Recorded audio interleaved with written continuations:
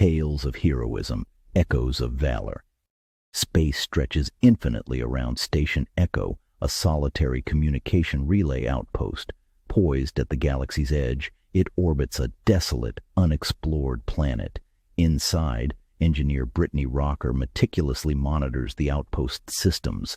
The control room, filled with an array of blinking consoles and humming machinery, resonates with a symphony of subtle sounds, the gentle hum of life support and the occasional ping from a sensor. Her shift, much like countless others before, revolves around routine checks and maintenance, a symphony of the mundane. The routine silence of Station Echo is abruptly shattered when the communication array captures an anomalous signal, unlike anything previously recorded. B.N.Rocker approaches the main console as the signal translates into a series of complex, unknown patterns. Her fingers fly over the controls, trying to make sense of the incoming data, but before she can decipher much, a more pressing concern appears on the radar. A fleet of alien spacecraft, sleek and menacing, swiftly approaching the outpost. The visual feed displays their advanced technology. The communications array lights up with a pre-recorded signal. When translated by the computer reads, "This is a violation of their sovereign space, an act of war." The message on a loop. As the alien fleet closes in, B.N.Rocker's training kicks into overdrive. Her first move is to the defense console, where she begins activating Station Echo's various security protocols. Among these is a prototype defense system, untested in actual combat conditions, its reliability unknown. With a deep breath and a flicker of hope, Brittany engages the system, watching as the control panel lights up. Outside, the first volleys from the alien crafts slam into the station's shields. Each impact sends shudders through the structure, the vibrations echoing ominously through the halls.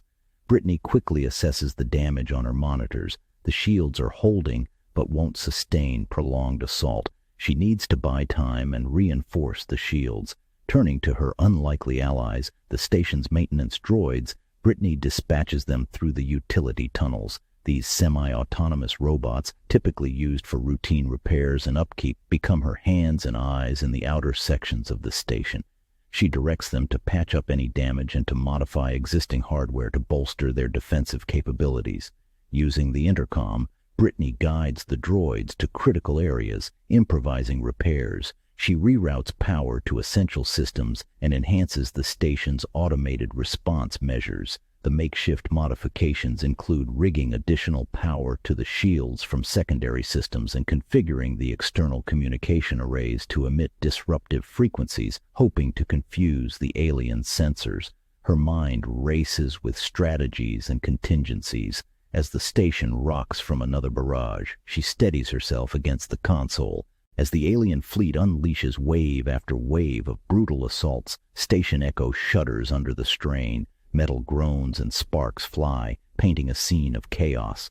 B.N.Rocker, alone, orchestrating a symphony of defense mechanisms against the siege. Her primary weapon in this dire battle is a prototype defense system, unlike any other. A marvel, the core of the prototype defense system lies in its ability to tap directly into subspace. This energy, omnipresent yet largely untapped due to its complex and unpredictable nature, provides an almost infinite power source.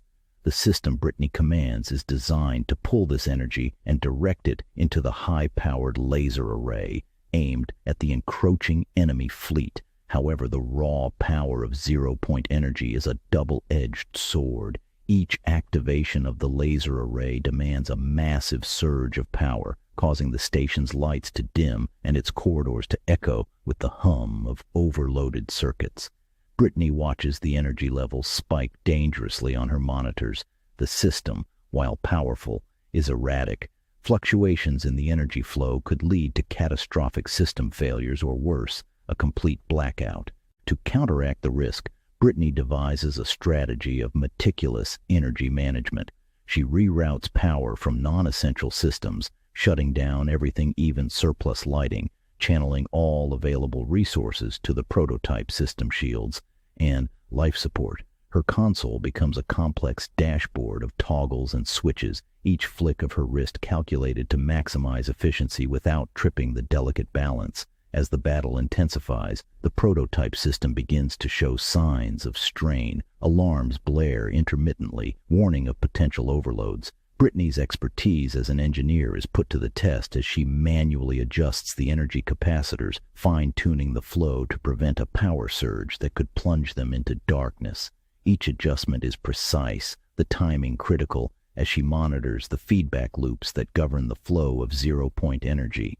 With each alien volley that shakes the station, Brittany enhances her strategy. She introduces a series of makeshift modifications to the prototype system, implementing fail-safes and redundancies, installing firmware updates in real time to stabilize the energy extraction process. She even rigs an auxiliary system to act as a buffer, absorbing any excess energy that threatens to overflow. The battle for Station Echo reaches a critical juncture as B.N.Rocker fully activates the prototype defense system. As the system harnesses the volatile zero-point energy from subspace, the power levels within the station spike to unprecedented levels. The air crackles with raw energy, the very walls of the station vibrating as if alive with power. Brittany, her eyes fixed on the glowing monitors, prepares for a desperate gamble. With a calculated press of a button, the prototype system unleashes its fury. Brilliant beams of concentrated laser energy slice through the vacuum of space, striking the alien ships with unrelenting force. The impact is immediate and devastating. Several enemy crafts are caught in the destructive embrace of the lasers, their shields crumbling under the onslaught, hulls rupturing and spilling debris into the dark abyss. The station shudders as the energy demands of the prototype push its systems to the brink. Warning alarms blare, signaling overload. Brittany's heart races as she watches the energy reading spike dangerously high, threatening to cascade into a fatal power surge that could rip Station Echo apart. In a moment of inspired desperation, Brittany makes a split-second decision to reroute the overflowing energy through the communication array. The array, designed to handle vast amounts of data across interstellar distances, now serves a new purpose. She adjusts the controls, her hands moving with practiced speed, and channels the excess energy into a controlled beam directed at the alien fleet. The effect is spectacular. The redirected energy steadied the systems, amplifying the laser's potency, turning it into a sweeping arc of destruction that carves through the enemy formation. Explosions bloom like deadly flowers in space, lighting up the void with each ship's demise. The alien fleet, caught off guard by the ferocity and scale of the attack, begins to flee. As the prototype system continues to rain havoc upon the alien invaders, Brittany coordinates with the droids to manage the crisis within. The droids, those tireless sentinels of maintenance, scurry through the corridors of the station, patching up damaged circuits, cooling overheating panels, and reinforcing structural integrity. Their efforts keep the station functional, just barely holding the line against the internal chaos caused by the massive energy draws. The balance of power shifts dramatically. With most of their fleet either crippled or destroyed, the remnants of the alien armada make a hasty retreat. Brittany watches as the last few enemy ships, battered and broken, activate their warp drives and vanish from the radar, leaving behind a field of wreckage and the echoes of their defeat. As the immediate threat recedes, the full scale of the victory and the risks taken begins to sink in. Station Echo is scarred and bruised, its systems taxed to their limits. Brittany lets out a long, shaky breath, relief washing over her as the adrenaline of battle fades. She saved the station and this sector of space and countless worlds. The station slowly stabilizes, the emergency lights flickering back to normal as the systems begin to recover. Brittany surveys the damage, her gaze lingering on the monitors that show the drifting debris of the alien fleet. In the aftermath of the battle, B.N.Rocker stands in the quiet of the control room, the weight of her victory and the day's events settling upon her shoulders. Station Echo, battered yet unbroken, continues its silent vigil at the edge of known space.